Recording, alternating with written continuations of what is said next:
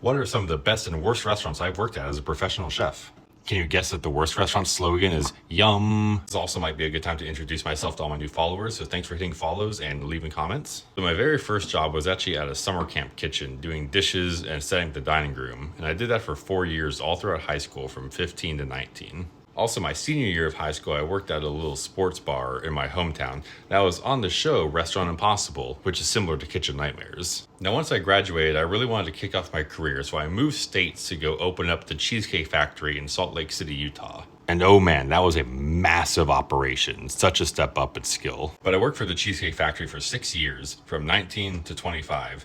And what I did there was I opened up restaurants around the country. So I did Salt Lake City, I did Fashion Place in Utah, I did Boulder, Colorado, and then I moved to Virginia to open up the Short Pump, Virginia Cheesecake Factory. And after 6 years, it was just time to go. I learned so much from them, but it was time for me to step away.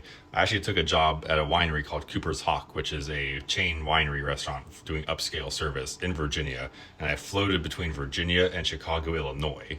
And that's really where I learned a lot of my fine dining and wine pairing mentality. However, I wanted to go back out to the West Coast, so I got a job with Red Robin, and they paid for my contract to fly me out, move all my stuff across country, and get me out there. Now, for Red Robin, I worked for them for 2 years, and the second my contract was done, I was out of there. They did not care about food. They did not care about their people. Paycheck was fine, but that's about it. And after the 2 years at Red Robin, I took about a year and a half to go work for Chart House, which is an upscale seafood restaurant.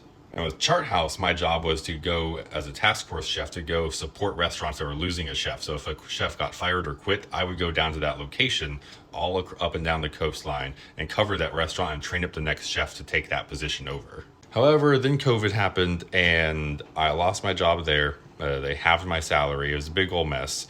And I decided I wanted to get back to my roots. Decided to go work for a mom and pop brewery as the executive chef of their menu. After about 2.5 years of that, I finally broke away from that, decided I wanted to work for myself. So now I have my own food brand, Warm Hearth Foods. I make my own hot sauce, I do food content, and I still work part-time at a little gastropub tap room. We do all the smoked meats, all delicious, but I only work there a few days a week for supplemental income. So even though I haven't left the food game altogether, it is nice to work for myself, and I appreciate all the support. If you have any questions about where I've worked or want to hear more, drop a comment below.